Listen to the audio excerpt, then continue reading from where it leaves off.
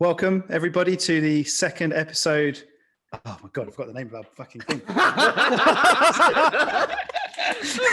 We're not editing this out. We're keeping that in. All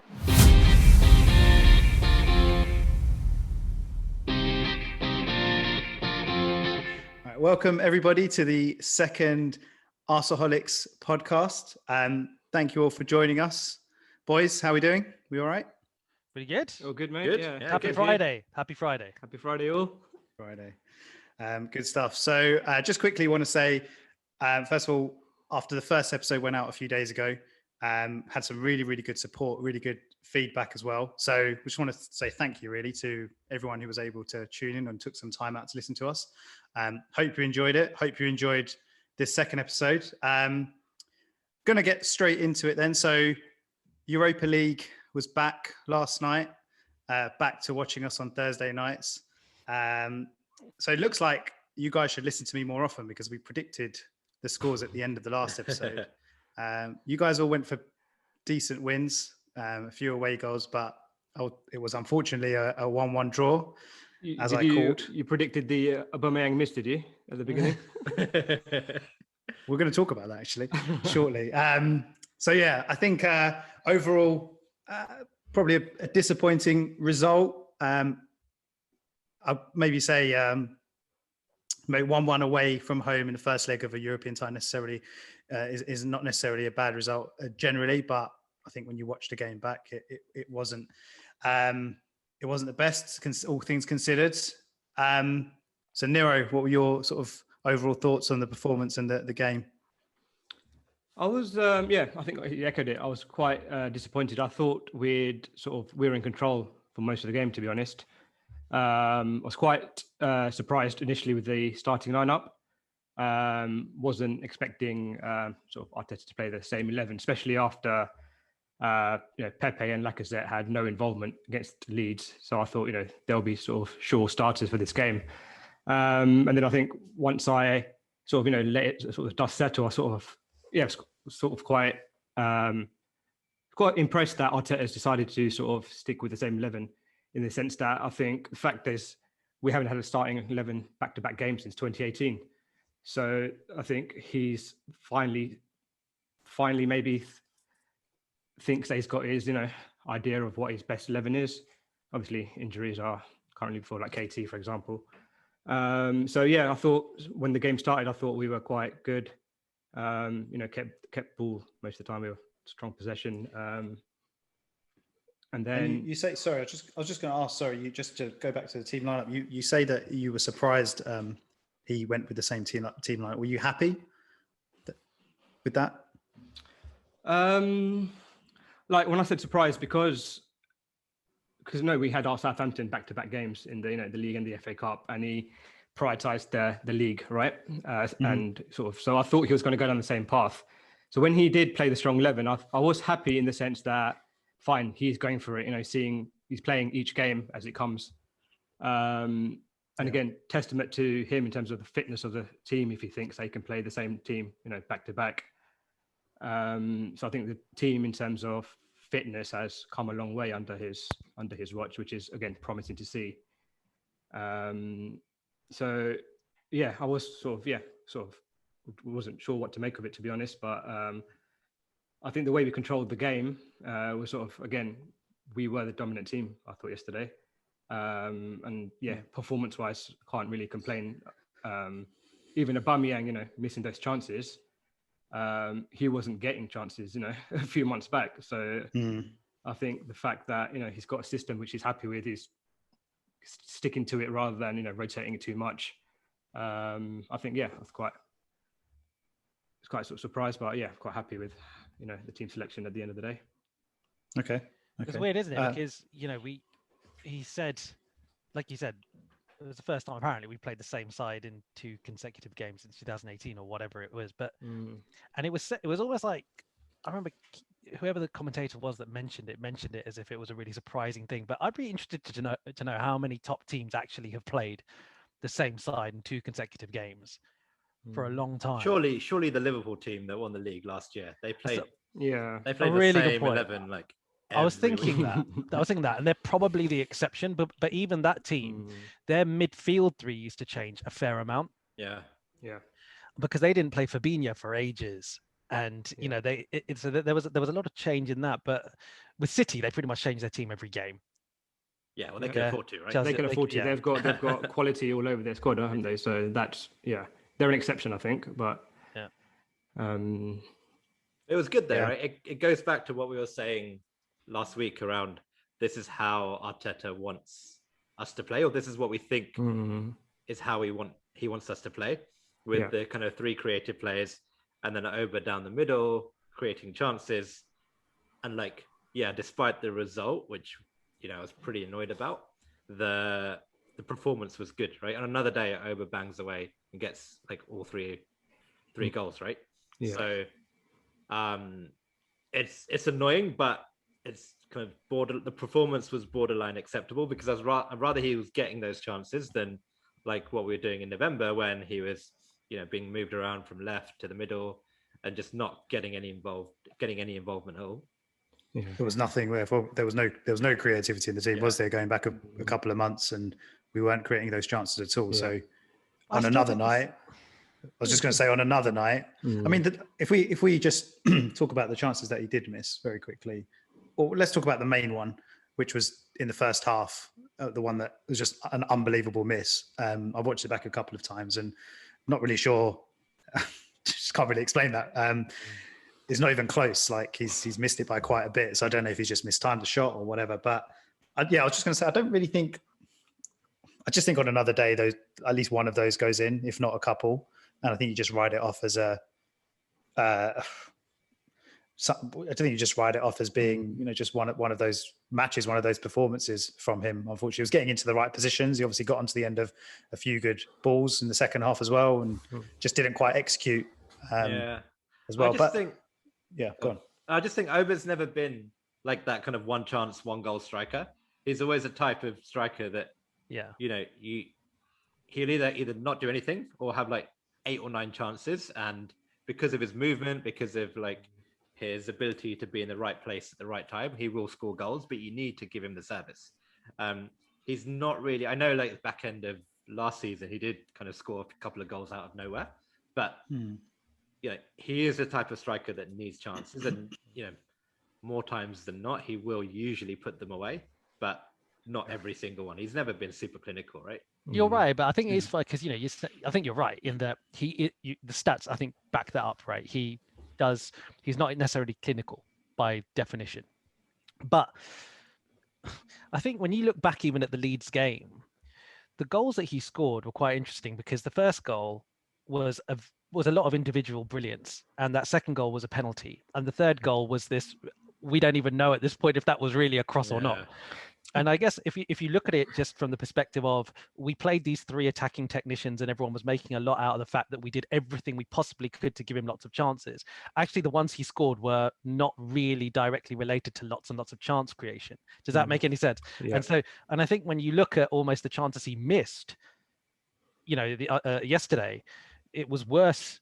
They were easier chances than the chances he had, against Leeds. I think that's where I was going with it. So I think in some ways, for me, it was a bit of a reality check again, that just because we surround him with great technicians, I think we still rely on Oba getting into really good positions himself and relying on moments of individual brilliance. And I think without that, these tight games, it's still going to be difficult. We still need Oba's form to be as consistent as it was previously, regardless of how many technicians we put around him. Yeah, and I think that's probably the reason why, because we've got the technicians, maybe Oba is the right guy for us up front. I think it's good that we've now got the fact that we're discussing different lineups shows that before Arsenal, plan A only, there's no plan B. I think we've now got a team where we've got plan A, which is what we played yesterday, and then if it doesn't work, we've got Lacazette up front playing the holding, the Firmino role.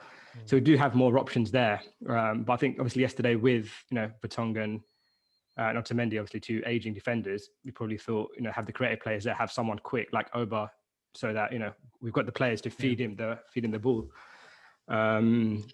There's a theory. I don't know if you guys. I'm not saying I agree with this theory. There's a theory that Arteta kind of bottled his team selection and basically just said, well, this team did really well, and I'm just going to assume this unit through continuity is gonna be the right option. Whereas, should he have, it seemed like he intended to rest Pepe for this game. That's what it looks like on the face of it, and he basically said, "No, I'm not going to do that. I'm going to play the same team." What do you think? But back to the point that I think you alluded to in the last podcast, where especially in the defense, the fact that we keep swapping and changing is not such a great thing. So I think, in a way, now for us to go to the next level, maybe we do need that. Because right now, up to now, we don't know what our first 11 is. We don't even know what the correct formation is. So if he's found something that worked, I think it's good on him that he's sort of stuck with it. Stick with the winning formula. I think what happened at the end, I think it was just the fatigue probably kicked in. And maybe those 2 goals that we conceded at the end of the Leeds game, maybe that had more of a if it was 4-0 or 5-0, we could have taken the foot off the gas and be a bit more fresh for yesterday. I think that 2 goals probably had more of an impact on yesterday than anything else. Okay, so I think we talked a little bit about the missed chances, but I think it was overall a pretty good performance. We did create those chances. You'd say we probably should have won the game. Benfica didn't really trouble us too much. Seems to almost cause our own problems when towards the end of the first half, I remember that Xhaka crossfield pass. That just, opened us up completely. Apart from that, there weren't, I can't remember Leno making a fairly long range save in the second half, but I think we dominated. They had 4 shots on target. We had 2. No way. Okay. What? Yeah. One of them was a penalty though, right? Good, but I don't know if that can, but they had 6 shots on target. Sorry, they had 6 shots. We had 7 shots, but 2 of our shots were on target. 4 of theirs were on target. But then, when you say the 2 of ours that were on target, so in terms of chances, Saka shot, isn't it? The one, the Saka shot, which he sort of dragged wide. Well, no, just think of the ones that we missed, which were. No, first half, I think when he cut in and he shot and he was straight at the keeper, it was a good shot, but I think he was trying to curl it into the corner, wasn't he? It went straight at the keeper. I was just going to say, in terms of the ones that weren't on target but were chances, the Saka one that he dragged wide was a decent chance. The Aubameyang one, which when he's put through and he hits it across the keeper but misses the far post. The Aubameyang one when he's through on goal and he tries to come back on his right. I know, I agree with you. So, I completely agree. Yeah, in terms of maybe the stats, they were a bit more dangerous than I'm giving them credit for. But I was just going to ask, so what you guys thought in terms of what actually went well. What were the positives that we could take from the game? The result maybe wasn't what we wanted. I thought Odegaard was really good, which was nice because he's only here for like 4.5 months, as I said, so he kind of needs to start like contributing, and I'm already kind of annoyed that he's leaving already. And he's only been here like we don't know yet, mate. Yeah, I know, but I just know it's going to work out. He's going to have a monster half the season. And we'll end up signing Ceballos for like 30 minutes. Exactly. Not. I like Ceballos. You just lit the match and threw it and ran. Mate, it was. I thought he had a good game. Ceballos doesn't get enough credit. He doesn't get enough. He's not really been playing much, has he? Until the sort of but when he has played, Partey's been fit. Yeah, when he has, that's the question. When he comes back, do you sacrifice Partey do you sacrifice Xhaka or Ceballos? Like, it was Ceballos' ball that started off that goal yesterday, the one that he played out to. He did. Xhaka. Yeah, and I think it was his ball to Bellerin as well. I think Bellerin. Yeah, it was. So he doesn't get. He's like the assister to the assister. I agree with Niro. To be honest, because I think the one I do think we need to maybe get another central midfielder in. Potentially, but the one compliment I could probably say about that group is they all do seem to offer different things. Like they do all seem to have a different purpose. And Ceballos, I agree with you, Niro. I think that when he is playing with attacking intent, I think he gives us something that no one else can give. He's a bit cuter in that sort of final third. He's probably, out of all that midfield group, the most dangerous in that final third, right? And like the assist of the assist is a good example of something Ceballos is very good at doing. Xhaka does it also in a similar way, but his is more sort of deeper, breaking the lines type passes, right? That being said, I think that chance, was it quite early on that Ceballos thread a fantastic ball through? I think that was the Ober miss. Yeah, Ober chance. That was like a classic Xhaka type pass. Yeah. But yeah, I thought Odegaard was really good, played, especially in the last kind of 20, 25 minutes. He started playing some nice through balls through to there was one where Oba went through and he kind of scuffed the chance. And even for the goal, right? He played a beauty of a pass through to Cedric, I think it was. Cedric. So we were raving about that pass, weren't we? Yeah, it's exactly what we need him to do, and he's doing it. And I know it's a bit of a lazy comparison, right? But he does just remind you of Özil. Interesting. Aaron, I actually thought more Fabregas. Okay, well, yeah, I just meant like more recent. Yeah, I could say he's a bit like Fabregas, but he's a combination of both because I think. Oh, wow. He run... It's a hybrid. Fabregas and Özil. Wow, that's it. Yeah, because I think he put a shift in yesterday, Odegaard, defensively as well. He ran around, he tracked back. I thought that was quite good, but then he still had the energy to get up the pitch. And I don't know if you guys watched like the post-match coverage, but on BT, they showed like there were about 2 or 3 chances where he got into really good positions, and there was one where Bellerin just ignored him. Another where I think Ceballos or Saka might have ignored him. So he's getting into those positions, finding the space, but we're not finding him yet. And if we can start getting him on the ball, I think he will really start to do some damage.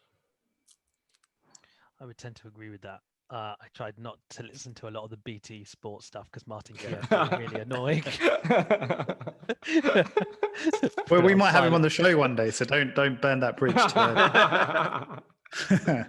I doubt he'd have been a follower since episode 2. You never know. You never know. He could be a friend of a friend of a friend of a friend.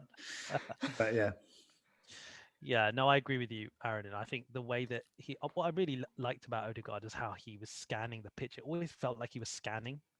And you always think that's a really good quality with these creative players, right? That's classic Fabregas, that scanning. And it was really, we talked about the point about losing him potentially. Do you know what? To be honest, I think if he smashes out a really good season with us, I wonder if he'll really want to even go back. Like it definitely Zidane's the manager as well. Sorry, I was just he's never liked him really, has he? He's never really fancied him. So there maybe is a window there for us to do something. But I mean, God, there's so many ifs. You just don't know really. Yeah, it's true. There are so many ifs. No, you're right. Yeah. Okay, so we talked about Odegaard as well. The penalty, just very quickly on the Benfica penalty. I think it was quite poor from us defensively. Came from their corner. It was a kind of like a short corner, but not really a short corner because the ball it's a ball that just gets played into the edge of into the box. But I think we sort of again switch off, and I'll say again because I mentioned when we spoke about the Leeds game, it was a different scenario, but it was Bellerin switching off for one of their goals. But again, we just don't really seem to be switched on and clued up, and it results from that. And obviously the penalty the handball, from Smith Rowe. Do you guys think it was a clear-cut penalty? Do you think it was a penalty? If it was down the other end, let me put it this way: if it was down the other end, would you feel like that's a penalty that we should get? I think by the rules, it looks like it is, isn't it? I'll be asking for it. I don't know the rules, mate. Honestly, I'm pretending like I do. No, I don't know any of it. But I think look, it hits his hand, but it hits his hand after it hits his body. Exactly. And seemingly, because his arms are in an unnatural position, that warrants the penalty. Look, if you notice during the game, because this actually bothers me, but I understand why they do it. Obviously, is you see all the defenders now with their arms behind their back. David Luiz basically runs around half the game with his arms behind his back. He really does. If you watch it, he genuinely does. Yeah, he does. And I guess it's, in fairness, that's a bit of experience there. And Smith Rowe, that's inexperience, having your hands in that kind of position. But I think what was interesting, right, is Arteta, after the game when I asked him about it, he was obviously fuming at just the fact that we put ourselves in that position in the first place. Like what you're saying, Miles, it was a bit sloppy, wasn't it? It was, yeah, exactly. Yeah, it was. It could have been easily avoided. Just a really, really annoying way to go 1-0 down. Obviously, we responded really well. Aaron, and you briefly talked about the goal when you were talking about Odegaard. That boy again, Saka. We love him, don't we? We love him. We raved about him in the last episode as well. It actually. So when I first saw the goal, I mean, to be honest, maybe it was just Ødegaard ball through, which I really, really liked. And I was saying to you guys, what a ball across by Cedric. I watched it back and it actually wasn't a very good ball at all. It did the job. I did the job. It did the job, but I was going to say it was Yeah. really good from Saka to almost change position to like his body position to get a good like contact on the ball. He had to really adjust. Yeah. So it was actually quite a good finish, even though it was obviously right in front of the goal, and it wasn't the easiest ball to actually score from. But no, it was a good goal. Any other comments or thoughts on the goal? I just think it like on Saka, like I'm gonna like stop talking too much about him because this will probably turn into a bit of a fan club. But I just love the way he's just added goals to his game, like in the last 2 months. And I know it's because he's been played out of position, but he's now willing to get into the box, and when he gets into the box, he's taking his chances, and it's just so good to see. The one thing that did annoy me about it afterwards was the VAR, and I don't know if it's like a European thing or the Europa League or just the way the TV did it, but they didn't show you any replays, right? So you just literally sat there and you had to watch the referee you saw the referee just sitting there listening to the VAR, and Oba went up to him and was like, what the hell's going on? And he was just like, back away. And then I was convinced they were going to disallow it. It didn't look offside, but I was like, given the luck that we've had recently, it is a Europa like, they will find a way. Yeah. Oh, really? Okay. Because I watched it, that happened in the Man United game as well. Yeah, well, they don't show any replays or anything. Don't show the replay. Right? Yeah. Right. So that was a bit annoying, but no, I'm glad they didn't rule it out, and all is well. Yeah, I was listening. Obviously, I think I don't know if you guys did, but when you listen to Saka's sort of post-match interview, like it's good that although he scored, you can still see he's like disappointed with the result. He was annoyed. He was pissed. He was annoyed. Yeah, he wasn't happy. And he comes across like so humble as well. Like I think the culture of the team and the squad is pretty good in terms of like he was straight away saying he's learning every day, and there's a lot of people around there sort of helping him out. And I remember when I think Smith Rowe had that good game, and I think he scored as well. I think it might have been Newcastle. He sort of said that Lacazette's helping him out, and he's sort of teaching him sort of stuff, and that's really, really good to hear that all the older players are sort of there, sort of mentoring the youngsters. And like even David Luiz, right? Like he's probably part of his role is probably big part of his role, probably mentoring all the young Brazilians there, for example. Definitely. So it's good that Arteta's got this culture working in the background, and everyone is staying humble. Like you don't see people being cocky or arrogant. Like everyone seems to be just thankful and working towards the right goal. They always talk about the family. The Arsenal family, like everyone in the interview just somehow drops that word in there. I don't know if it's forced or not, but you just get like a good feeling when you're watching, when you listen to how they describe what's going on in the club. I agree with you. The other thing, Niro, is I think it's always the big, the Willian character is obviously one that is much misaligned at the moment, but. Like David Luiz, he's also that figure in the dressing room who has won things and has that experience. And I imagine the young players hanging on every word, to be honest. And you'd hope they would, because when these guys are saying that game by game, focus on these things, you'd probably listen because you've won trophies and been successful, right? So I think that's all they listen to. I hope they don't follow his performances, though. Let's be honest. I was looking at Arunan's face while you were saying that, Roger, just to see what his reaction was. He was like, "Shut up, man." We can move on. But I think your point. So I think that's why. Yeah, it's more important. Like the transfer activity that we did in January in terms of getting rid of players was probably more important for that side of the game for Arteta. I think getting rid of the people he thought were, troublemakers or sort of not contributing to the cause, got rid of them straight away. Yeah, just the whole the Ozil conversation's gone. Like Mustafi's not around. Yeah. I don't know if it's just us, like from the outside, but it definitely feels like a much more stable, like joined up team versus all the stuff that was going on before. Yeah. I completely agree. Yeah. Even like getting rid of like Guendouzi, right? That's a perfect example. Like, what will happen with him though? He might be coming back. Yeah, he might be coming back. But his problem. I liked him as a player. He was a good player. I thought he always gave 100%, but I think his attitude, I think, was what was aligned with what Arteta expects, I guess, from his players.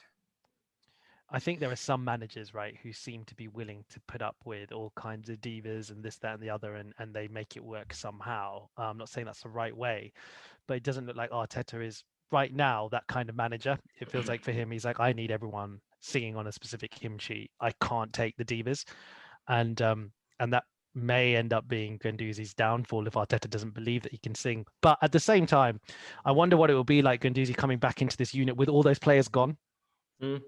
Yeah. I wonder. Yeah.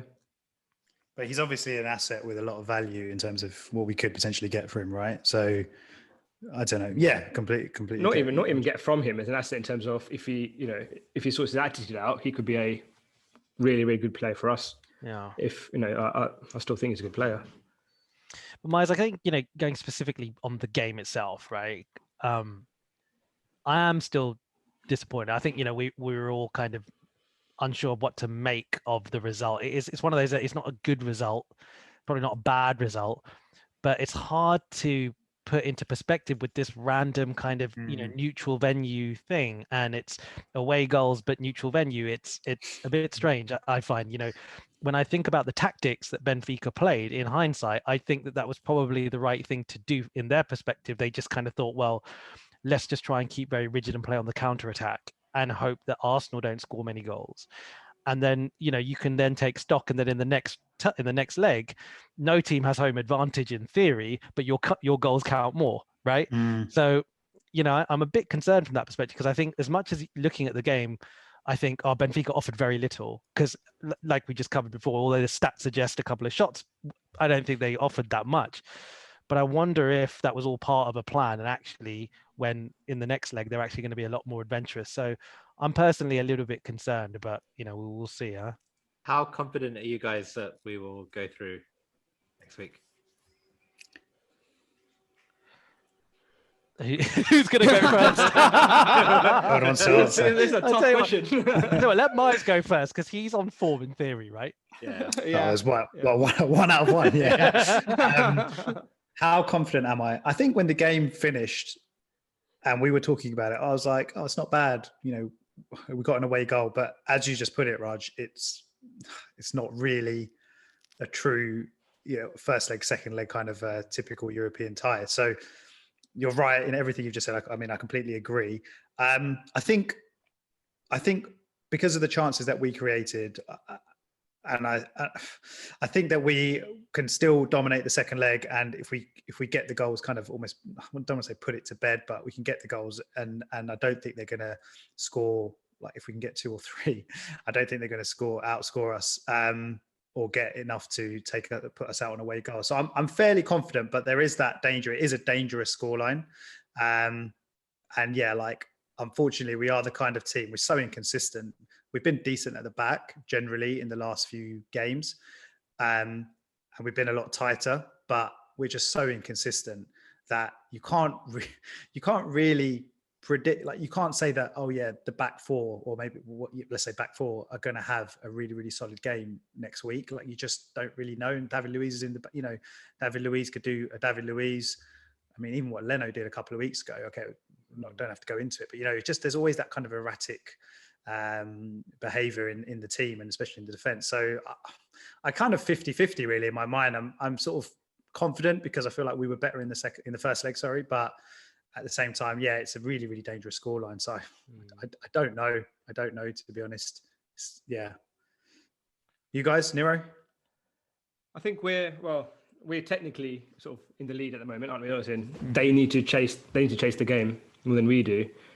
So I think we've got the qualities where if they start opening up, taking the game to us, start opening up, we could, pick them away. So I think they'll have holes. We should be able to hopefully, create the space that we need to and get the chances. I think like yesterday's result, I think was not justified in terms of the performance. I think we do look like a much better team than they do. And hopefully we can just carry that on. Obviously, depending on what happens on Sunday and team starting lineup, etc., will obviously have an impact. But I think Arteta is going to be I think he's trying to play the more sort of positive brand of football now. So yes, I mean, it's just I was going to quickly touch on the. Sorry, go on. I was just going to touch on the substitutions as well, because it was about the 60th minute around then that I think he brought Tierney on for Cedric, and that was clearly a tactical move. You could see that we were doing a bit of damage down that left hand side, and obviously we had strong Tierney is going forward. You can take it past a man, he can cross really well, and all his other attributes. You know, it was definitely a case of Arteta saying, you know, let's get another away goal. And as Raj put it, you know, we probably almost needed to, and we deserved it. We didn't get it. I was going to ask you guys just about the sub. So yeah, Tierney on for Cedric, and then there was a two sets of double substitutions. So Pepe and Martinelli came on for Smith Rowe and Aubameyang. I think it was around the 75th minute, and then a really odd substitution, as we said, right at the end of the game. I think a few minutes to go. Willian and El Neni coming on for Odegaard and Ceballos. Arunan, thoughts on the subs? I actually like the subs. I thought they were good subs, at least, you know, the first three. You know, it was clear that we wanted to get the away goal, the second away goal, and try and like make the most of our dominance.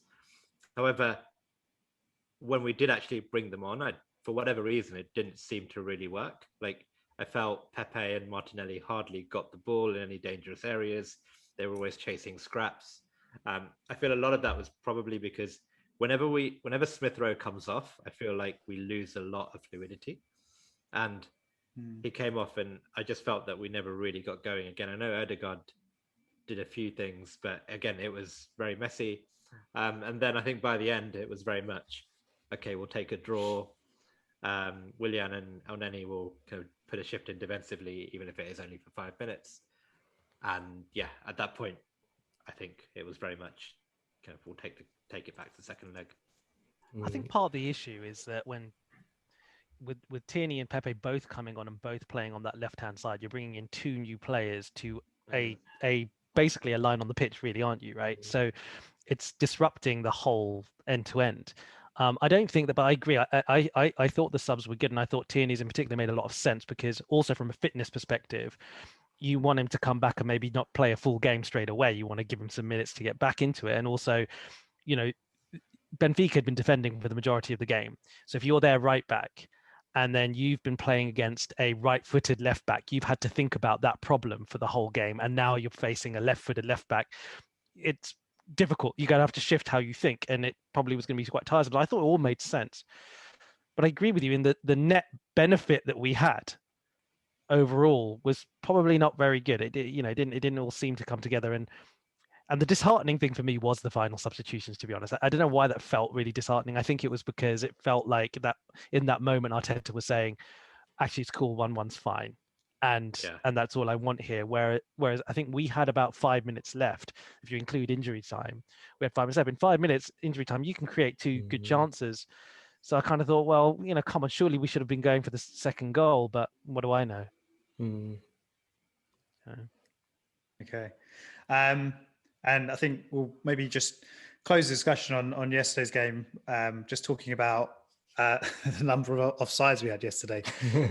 Apparently it was 10 offsides in the game, which is the most that we've ever had in a game since 2013, which is pretty crazy. There were reasons for that, obviously. Like you said, the Benfica high line, maybe we were very, very tight on a few, but yeah, we were watching it and thinking, God, like how many offsides are going to be in this game?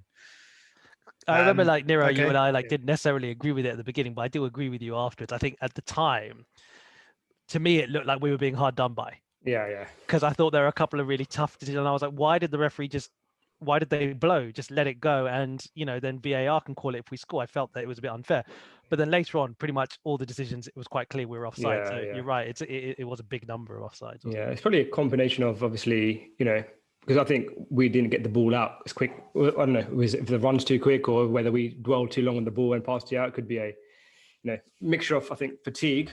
The guys were tired, and also I think it's just getting used to the system and getting used to playing in different positions, and, you know, getting used to knowing when, because obviously Oba hasn't, you know, played out there for a while. right? And same with like different people in different positions. So I think getting used to that and knowing when people are going to make the run, or even like Odegaard, he was left on his own for a while, wasn't he? Or he was left and Bellerin missed him, for example. So I think the more you play together, the more you'll know. All right, I know he's going to drop in the hole. I know when exactly he's going to run off the last defender. So I think it's just getting used to the system, to be honest. Like, yeah, I think we were very critical yesterday, but I think it's sort of something, it's part of the journey to sort of get to where we are. I guess the positive, isn't it, is that to be getting offside, you'd have to have been trying to get the ball in behind. Yeah. So in theory, we were trying to get the ball in behind quite a lot. There were clearly a lot of opportunities to get the ball in behind. So maybe that's the positive you take from it, but a bit frustrating, isn't it? Yeah, definitely. Okay. And we'll go around and get predictions for the second leg, and maybe we'll revisit them in the next episode prior to the second leg, and just see if anything changes. Maybe we might get any injuries in the City game. So I'll go around. Arunan, second leg. I'd be fair. I'd hope we win fairly comfortably. So I'll go 2-0 on the night. So 3-1 altogether. Okay, confident. Raj? Oh, okay, I think 2-1 will win. I think we'll go through, but I just think they obviously are going to try and score. And I think when any team, even if they're not that good, are desperately trying to score, it's hard to stop at least one. So I'm just going to go safe and go 2-1. I do think we'll win, though. I think we will go through 2-1.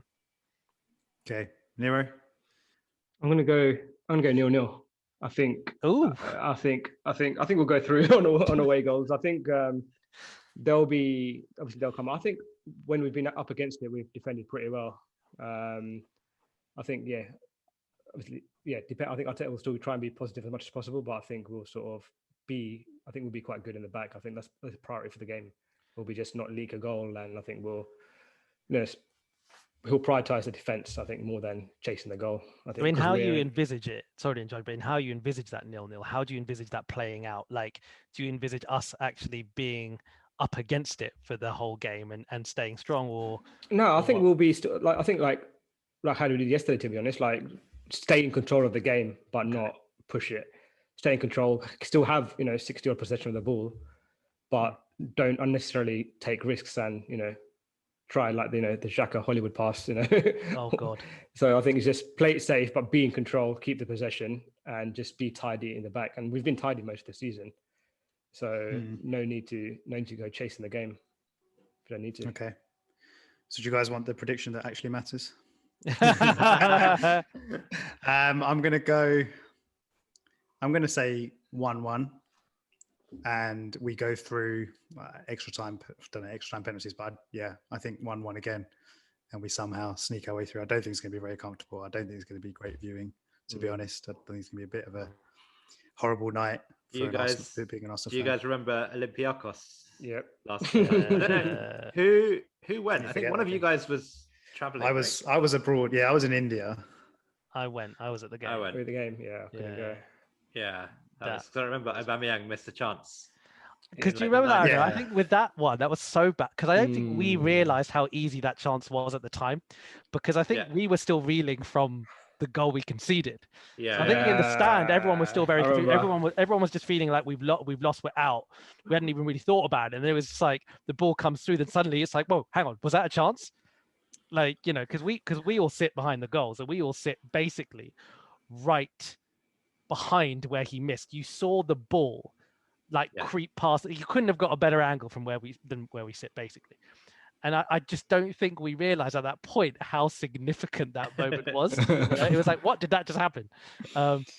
Was that worse than yesterday's miss? Given what was, depending on it, yeah, absolutely. Yeah, we can recover from yesterday's miss, right? Yeah. But that was like, I can't remember exactly, but wasn't it like the dying seconds of injury time? Yeah. Extra time, sorry. Yeah. Extra time, sorry. I think the only thing I'll say about both those chances is maybe they were missed for the same reason. I think Oba just didn't believe it. They were almost too easy. Because I think even with what he missed yesterday, it felt like to me a little bit that he thought Saka was going to go for it. Because Saka was also in a position where he could have, and Saka left it, and it kind of just came to him. And I think he was like, all right, I'll just tap it in, I guess. And maybe overthought it very slightly. Almost, too easy. But let's hope that's his miss for the Europa League campaign this time round. Yeah. Yeah. Okay, great stuff, guys. So moving on to the next game, back into Premier League action. Man City on Sunday, I believe. Right. I'm personally not really looking forward to this one for obvious reasons. So what do you guys think are our chances against City? I'm not going first. It's too difficult. It's too emotional. Right. Niro can take the hit. Not very confident, to be honest. Not saying anything about how we are, but I think just City are in absolutely incredible form at the moment. That best ever winning run, I think, ever in English football, I think. Well, if you want a stat, Pep Guardiola's last two longest winning runs were both ended by Arsenal. I saw this. So that's Bayern twice, right? Yeah. What a stat! So I think one was the win in the Champions League, right? When Özil scored. Was that home? Yeah, the home win. It must have been Pep. Okay. Yeah. It's probably the only time we have beaten Bayern. What was the other one then? I have a feeling it might have been when he was at City rather than at Bayern, but I'm not sure. Was it at City or was it? I saw that. I don't know. I think I saw it on Twitter. But he was manager when we beat Barcelona, wasn't he? In the Champions League, is that not right? When we beat them at the Emirates 2-1. Yeah, I don't think that was one of the runs that. Oh right, okay. Yeah. I feel like I should have properly read the stat before bringing it up. Still a good stat. I'm still impressed with that stat. Yeah, that's pretty good. Yeah. So come on, if you're a believer in fate, put your money on that. It's not out of the question. I know. To be honest, it's not. I think we've all been pretty downbeat about it. But firstly, for some reason, I thought we were away, and obviously we're not. We're at home, right? So not saying that makes a big difference in this league at the moment, but City have got their Champions League game a few days later. I think on Wednesday. Yeah, so they're going to have an eye on that because after that game on the Wednesday, they've actually got 2 easy home Premier League games. And then they have their next leg and then they play Leicester away. So I wonder a little bit is, if they are going to have a time to kind of really rest players and stuff like that, it's probably going to be in those midweek games. But at the same time, mentally, I wonder how much they're going to be thinking about Wednesday. And I wonder if that will impact team selection. For us, again, it's going to be really interesting because I genuinely have no idea what we're going to do with team selection against them because, I didn't predict that we were going to keep the team the same against these guys yesterday. But, are we going to set up to play on the counter? Will Arteta think that he's had good success against the big teams playing that 3 at the back and all the rest of it? Are we going to do that? I don't know. What would you guys think if we actually went back to that formation for this game? The back 5? Yeah. It works against the bigger teams, right? I think if you want to take the game to the opposition, you'd go, what he played yesterday. But for the bigger teams, like last year, on the way to the FA Cup win, we played a different formation, didn't we? And the 3 at the back did work. I wonder if going 5 at the back is really going to make that much of a difference if City just decide to turn up and play like how they've been playing for the last few weeks. But then again, Gundogan's been their main player for he's been the most informed player, and he might be injured. So that, I'm not saying. Yeah, but mate, they've got Foden's, KD. They've got De Bruyne back. Yeah, no, Aguero's on the back. As in, it's one of those things where they've just got an unreal squad. And it's almost like are they going to really miss Gundogan? Yeah, he's been their informed player, but they've got so much quality. Foden's on form, And they're keeping clean sheets for fun. It's just it's ridiculous. It's obviously going to be really, really tough. I think it's interesting now with our team selection. We didn't get the result we wanted yesterday, so it means massive kind of focus on Thursday as well in terms of team selection and rotation. And Raj, you touched on it. What do you guys think the team's going to look like? Who do you think is going to potentially be coming in, and who for? Arunan? I think I have a sneaky feeling we'll rest Saka. I think Arteta mentioned briefly in his post-match that we need to, manage everyone's minutes carefully when he spoke about Saka. So, and I wouldn't be too upset about that because if we have to prioritize, the game on Thursday is just so much more important. So yeah, I think Saka will get a rest. I think Pepe might come in, possibly on that right-hand side. Apart from that, who do we bring in? There's Martinelli, there's Lacazette. I was just going to ask, so if you think, if I completely get what you're saying in terms of Saka, but do you think if you take Saka out of the team, you're almost conceding the game to a certain extent, because he is our informed player, he is probably our best player. And I'm not saying that we can't win the game without him, but it's almost, to me as a fan, that's waving the white flag a little bit. Yeah. I don't know. Sorry, go on, Aaron. I just think regardless of who we were playing, he probably, given the schedule, he's played a lot of minutes recently. I think this always seemed like a natural point to give him a break, because otherwise, when do we give him a break? It's true. I think Pepe's goals and assist numbers are pretty much exactly the same as Saka's. Really? Yeah, Pepe scored. You're including Europa League, though, right? But I mean, even they both scored Europa League goals. Yeah. So I mean, Pepe's got 7 goals. Yeah, mate, I think I could have scored Europa League goals in that. The point is they both scored. But they both scored Europa League. That's what I'm saying. No, but would you not say Saka's? I don't know the stats off the top of my head, but has Saka not scored or done more in the Premier League than Pepe has? I don't know, but Pepe scored 7 overall, and he scored 6. So, and Pepe's got 3 assists, and Saka's got 4 assists. So in this, sorry, I was just going to say, this season I saw a stat. So this season so far, Saka's 3rd in goal involvements. So he's got 10. Aubameyang's got 12, and Lacazette 13. Pepe's got. I don't know what. Oh, was he? Yeah. After yesterday as well, is that right? Yeah, so when I looked at it before this segment, okay. they both had. Cut that out. I'll have to have a chat to my stats guy, because he's obviously he's screwed me over there. Yeah, no, but I'm not trying to say Saka's been our standout attacking player. Yeah. You'd have to say, and I think it's the moment, what he's doing out of nothing, and what he's doing in those critical moments that is setting him apart. But I guess where I'm going with this is we should also acknowledge, I think Pepe had been on quite good form, I think, leading up to that Leeds game as well, right?